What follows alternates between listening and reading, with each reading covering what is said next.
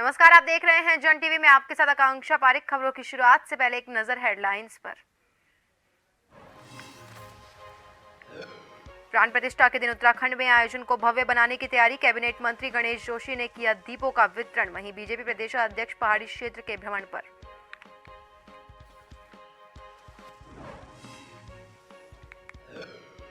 त्रिवेंद्र सिंह रावत ने पर्यटन मंत्री सतपाल पर उठाए सवाल। फलसवाड़ी गांव के सीता सर्किट को भव्य बनाने की मांग। कहा, वैसे ही विकास होता जैसा अयोध्या में।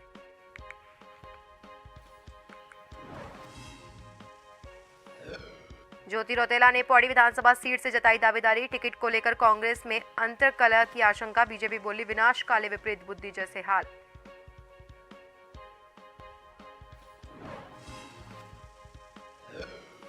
जोशीमठ में भू धसाव का मामला। पुनर्वास नीति और पुनर्निर्माण को लेकर हुई विशेष बैठक। आपदा प्रबंधन सचिव ने कहा, नहीं छोड़े जोशीमठ, सेफ जोन में बसाएंगे।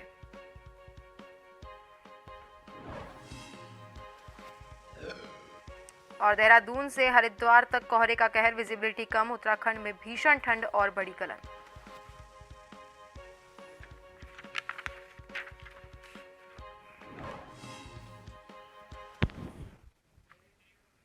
और अब खबरें विस्तार से। 22 जनवरी को उत्तराखंड में होने वाले भगवान श्री राम की प्राण प्रतिष्ठा आयोजन को भव्य बनाने के लिए तमाम जगह कार्यक्रमों का आयोजन किया जा रहा है। उसी के निमित्त कैबिनेट मंत्री गणेश जोशी ने अपने कैंप कार्यालय में दीप वितरण का कार्यक्रम किया, जिसमें सैकड़ों की संख्या में लोगों को दीप वितरित किए गए। कैबिनेट मंत्री गणेश जोशी ने कहा कि पूरे देश में उत्साह का माहौल है। सभी लोग एकजुट होकर इस प्राण प्रतिष्ठा के उत्सव को खुशी से मना रहे हैं और उसी क्रम में यहाँ पर भी भगवान श्री रामचंद्र के नाम की ज्योति जलाई गई है और लोगों को दीप वितरित किए गए हैं।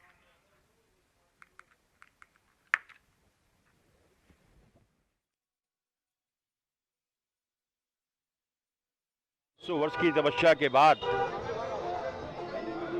आज ये अवसर हिंदू समाज को मिला है। करोड़ों करोड़ों लोगों की आस्था का केंद्र प्रभु राम का भव्य मंदिर बनने जा रहा है, जिसका लोकार्पण विधिवत देश के प्रधानमंत्री नरेंद्र मोदी जी 22 तारीख को करेंगे और प्रभु राम अपने स्थान पर विराजमान होंगे। और आज पूरा देश राममय है। जहां भी जाओ राम की बात हो रही है, जो जय श्री राम कह रहे हैं। उत्तराखंड में बीजेपी रामलला की प्राण प्रतिष्ठा को भव्य बनाने की कवायद में जुटी हुई है। प्रदेश के विभिन्न हिस्सों और मंदिरों में कई तरह के आयोजन किए जा रहे हैं। पार्टी के प्रदेश अध्यक्ष महेंद्र भट्ट इन दिनों पहाड़ी क्षेत्र के भ्रमण पर है और वहां पर मंदिरों और अन्य क्षेत्रों में होने वाले आयोजन को लेकर लोगों को जागरूक कर रहे हैं। उन्होंने कहा कि प्राण प्रतिष्ठा समारोह को भव्य बनाया जा रहा है और पूरे प्रदेश में अयोध्या में होने वाले कार्यक्रम का लाइव प्रसारण किया जाएगा। इसके साथ ही उन्होंने कहा कि इस कार्यक्रम को लेकर लोगों में काफी उत्साह देखा जा रहा है।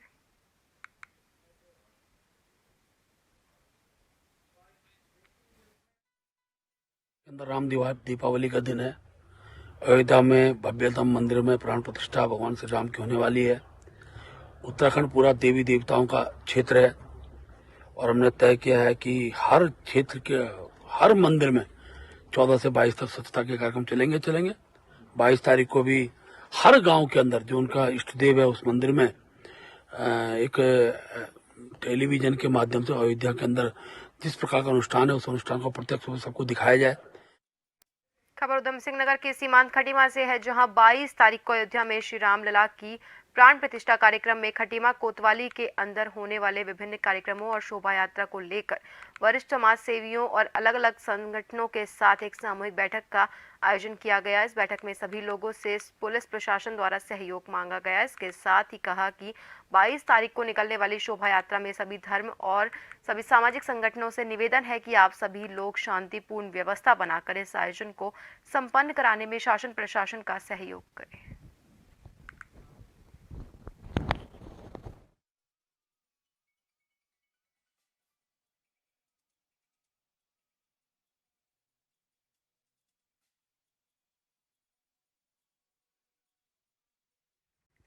पूर्व मुख्यमंत्री त्रिवेंद्र सिंह रावत ने पर्यटन मंत्री सतपाल और ब्यूरोक्रेसी पर सवाल उठाए हैं। उन्होंने कहा कि पर्यटन मंत्री सतपाल महाराज सीता सर्किट की फाइल को आगे बढ़ाते तो आज अयोध्या की तरह पौड़ी जनपद के फलसवाड़ी गांव में वैसे ही विकास होता जैसे अयोध्या में देखने को मिल रहा है और कहा कि जब मेरे द्वारा इसको लेकर घोषणा की गई थी तब भी पर्यटन मंत्री सतपाल महाराज थे और मौजूदा समय में भी वही हैं। वहीं उन्होंने ब्यूरोक्रेसी पर भी सवाल खड़े किए। उन्होंने कहा कि अधिकारियों द्वारा भी इस मामले में सीएम को अवगत नहीं करवाया गया।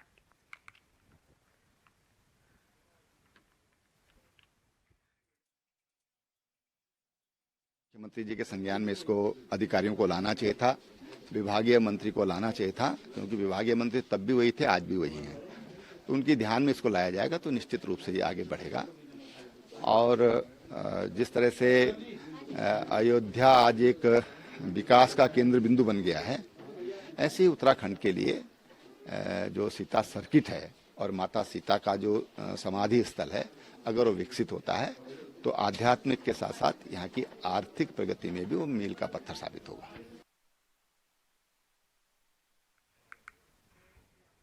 महिला कांग्रेस की अध्यक्षा ज्योति रौतेला ने पौड़ी विधानसभा सीट से दावेदारी की इच्छा जाहिर की है, जिसको लेकर पूर्व कांग्रेस अध्यक्ष गणेश गोदियाल ने कहा कि इसका फैसला पार्टी हाईकमान करेगा। वहीं इसके बाद एक बार फिर लग रहा है कि टिकट को लेकर कांग्रेस में अंत्यकलह जरूर देखने को मिल सकती है। इस पर पलटवार करते हुए भाजपा प्रवक्ता हनी पाठक ने कहा कि कांग्रेस में आखिर कब अंत्यकलह देखने को नहीं मिलती। हनी पाठक ने कहा कि कांग्रेस की नवनियुक्त प्रभारी कुमारी शैलजा भी इस चीज को भांप गई थी और उन्होंने कांग्रेस के नेताओं को अंत्यकलह खत्म करने की बात कही, लेकिन कांग्रेस की विनाशकाले विपरीत बुद्धि जैसे हाल है।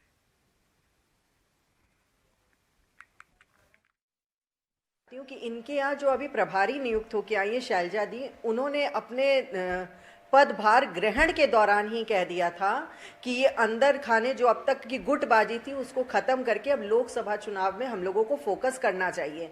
उन्हीं से कुछ ज्ञान ले लेते प्रदेश अध्यक्ष जी, लेकिन कहते ना विनाश काल है विपरीत बुद्धि, तो उसी राह पर चल रही है कांग्रेस। और इतना अंतर द्वंद है इनमें, कंफ्यूज इतनी है कि इन्हें पता ही नहीं कि किसको दावेदारी करना है किसको नहीं करना है। चलिए, महिला होने के नाते मैं ज्योति रौतेला जी को शुभकामना दूंगी अग्रिम, लेकिन मुझे नहीं लगता कि उनका कार्य कुछ भी ऐसा होगा कि पूरी तरीके से वो जो कार्य करेंगी वो पूरी तरीके से व्यर्थ ही जाने वाला है।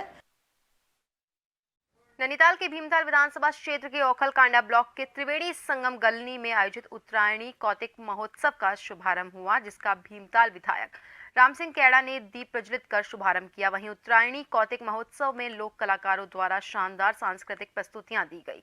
भीमताल विधायक राम सिंह कैड़ा ने कहा कि पहाड़ की संस्कृति के संरक्षण और संवर्धन के लिए इस प्रकार के सांस्कृतिक कार्यक्रम होने जरूरी हैं।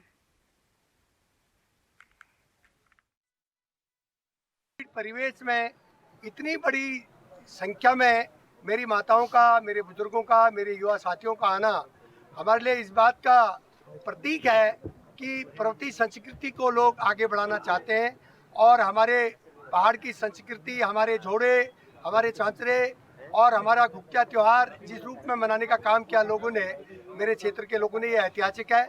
और मैं अपनी भीमताल विधानसभा क्षेत्र की जनता को और ओखलकांडा ब्लॉक के इस त्रिवेणी संगम गलनी खंचों में जो ऐतिहासिक उत्तरायणी का कौत है और इतनी बड़ी संख्या में जनसंख्या भीड़ यहाँ पर पहुंची, और इसके लिए मैं आयोजक मंडल को बहुत बहुत बधाई देना चाहता हूँ। बाजपुर रोड स्थित कृषि विज्ञान केंद्र काशीपुर में 19वीं वैज्ञानिक सलाहकार समिति की बैठक का आयोजन किया गया। बैठक की अध्यक्षता डॉक्टर जितेंद्र क्वात्रा, निदेशक प्रसार शिक्षा पंतनगर द्वारा की गई। बैठक में केंद्र की विगत वर्षों की प्रगति, आगामी साल 2024 और 25 के कैलेंडर के अनुरूप कार्य करने हेतु लक्ष्य रखा गया। इस बैठक में मुख्यतः किसानों की आय को कैसे बढ़ाया जाए, इस पर विस्तार से चर्चा की गई। 19वीं बैठक हुई है आज, वैज्ञानिक सलाहकार समिति की बैठक है। इसमें हम लोग क्या करते हैं कि ये जो हमारे वैज्ञानिक लोग हैं ये पूरे साल का कार्यक्रम बनाते हैं और हमको अगले साल क्या करना है वो चर्चा करते हैं, और हमने जो अभी तक किया है उसके बारे में चर्चा की जाती है। इसके मुख्य उद्देश्य यही है कि जो हमारे ज़िले की जो समस्याएं हैं उसको ध्यान में रखकर ये बैठक आयोजित की जाती है।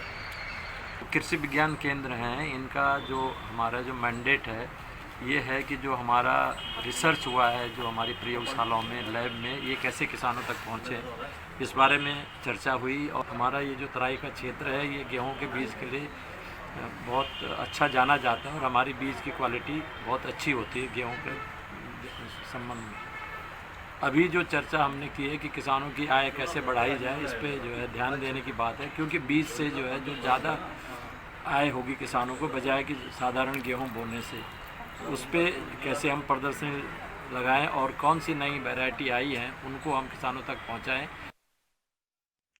सितारगंज मंडी समिति में संस्था इंस्टीट्यूट ऑफ सोशल डेवलपमेंट द्वारा पंचायत प्रतिनिधियों और कार्मिकों का पंचायत विकास योजना और थीम आधारित नियोजन 2023-24 के विषय पर 3 दिवसीय प्रशिक्षण का आयोजन किया गया। न्याय पंचायत योजना के अंतर्गत विभाग गांव के ग्राम प्रधान, आशा कार्यकर्ता, वार्ड सदस्य, आंगनवाड़ी कार्यकर्ताओं को 3 दिवसीय प्रशिक्षण दिया गया।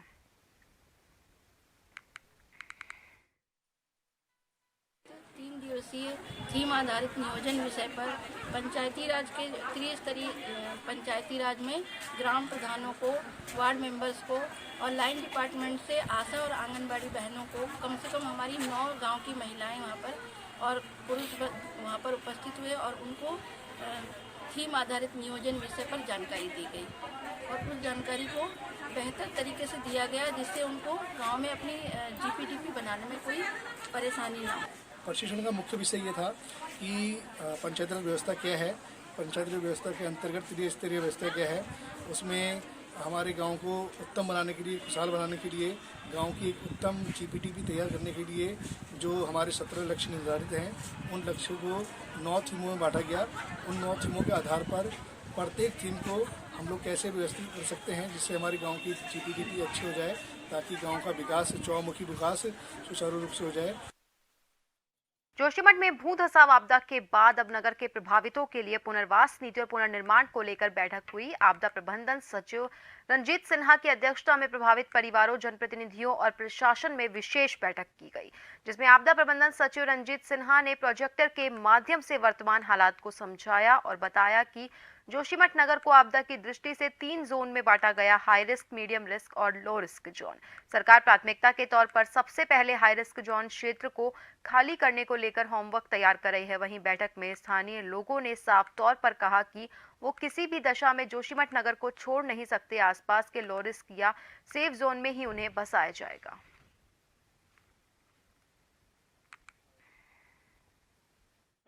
रिस्क जोन में डिवाइड किया गया, high risk zone, medium risk zone और low risk zone. High risk zone को कई उसके भाग थे। हाई रिस्क जोन के पहले 17 भाग थे। हमारी टीम 18 से 18, 19, 20 आज भी चल रही है। ये 3 दिनों से इन्होंने सर्वे करके 17 जोन को 14 जोन में संकलित कर दिया और उसमें कई जगह घर थे जो कि जिसके बीच से गुजर रही थी वो लाइन, उसको जोड़ करके, उसको इंक्लूड करते हुए ये हाई रिस्क जोन को बिल्कुल सही कर दिया गया। में जो 1 वर्ष पूर्व से जो धसाव और यहाँ पे आपदा की स्थिति बनी है उसके बारे में जो रंजीत सिन्हा जी हमारे आपदा प्रबंधन के सचिव हैं, उनके द्वारा यहाँ पे जानकारी दी गई है और हर परिवार में जाके वो सुझाव लेंगे और जो भी लोग अपने सुझाव देंगे उस तरह से इस पर कार्य होगा। पिथौरागढ़ में 26 जनवरी को गणतंत्र दिवस मनाए जाने की तैयारियों को लेकर कलेक्ट्रेट हॉल में मुख्य विकास अधिकारी नंदन कुमार की अध्यक्षता में एक आवश्यक बैठक हुई। बैठक में गणतंत्र दिवस पर आयोजित होने वाले कार्यक्रमों की रूपरेखा तैयार हुई और निर्णय लिया गया कि जनपद में गणतंत्र दिवस धूमधाम से मनाया जाएगा। गणतंत्र दिवस पर जनपद के सभी कार्यालयों और शिक्षण संस्थानों में 9:30 पर ध्वजारोहण किया जाएगा। गणतंत्र दिवस पर क्षेत्र के स्वतंत्रता संग्राम सेनानियों के परिजनों को सम्मानित किया जाएगा। गणतंत्र दिवस पर मुख्य कार्यक्रम जिला मुख्यालय स्थित पुलिस लाइन में आयोजित होगा, जहां पर मुख्य अतिथि द्वारा 10:30 बजे ध्वजारोहण किया जाएगा।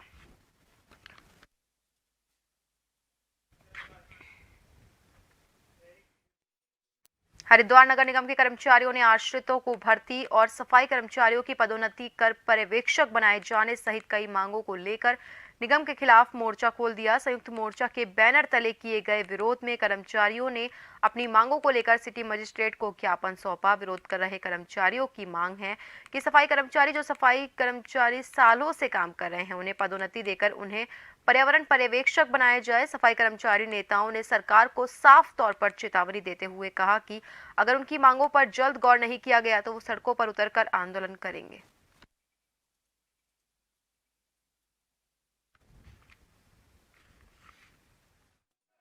जो कि हमारे पदों को मृत घोषित कर दिया है कांग्रेस सरकार द्वारा। उस कांग्रेस सरकार ने मृत पद घोषित करे, बीजेपी सरकार जो है उसका जो फायदा उठा रही है। हमारा कहना यह है कि हमारे पदों को जो है पुनः बहाल किया जाए और जो हमारे कर्मचारी काफ़ी समय से लगातार पर्यावरण मित्र जो हैं प्रभारी के रूप में पूरे प्रदेश में 200-250 कर्मचारी हमारे काम कर रहे हैं, उन सारे पर्यावरण पर्यवेक्षकों को जो है नियमित जो पदों पर जो है समायोजित किया जाए और जो हमारे संविदा कर्मचारी हैं उनको नियमित करा जाए, ठेका प्रथा बंद करी जाए। उत्तरकाशी में चल रहे पौराणिक माघ मेले में लोक गायक नरेंद्र सिंह नेगी की धूम रही। वहीं आपको बता दें कि नरेंद्र सिंह नेगी के गढ़वाली गीतों पर जमकर मेलार्थी झूमे। युवाओं के जोश और नेगीता के गीतों ने समा बांध दिया। उत्तरकाशी का पौराणिक काल से माघ मेले का आयोजन होता रहा है। जिला पंचायत द्वारा आयोजित इस मेले में जिले के हर कोने से लोग यहां पर सांस्कृतिक, पौराणिक और आधुनिक संस्कृति से रूबरू होते हैं।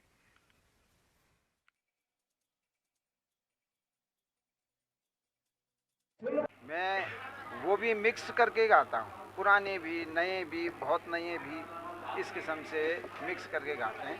तो जब तुम्हारी पसंद का नहीं है भाई, ज़रा घूम आओ, जरा इन लोगों को तो सुनने दो। ये टेंडेंसी नए बच्चों में पैदा करनी पड़ेगी और तभी सक्सेस हो सकता है, नहीं तो सिर्फ डीजे के गाने बजते रहेंगे।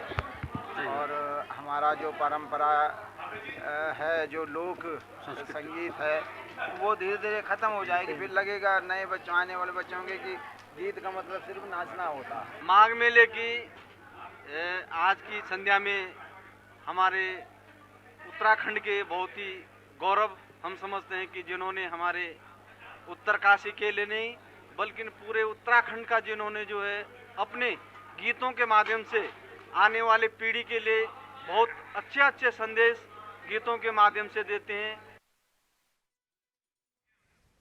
और फिलहाल के लिए खबरों में बस इतना ही। बने रहिए जन टीवी के साथ। नमस्कार।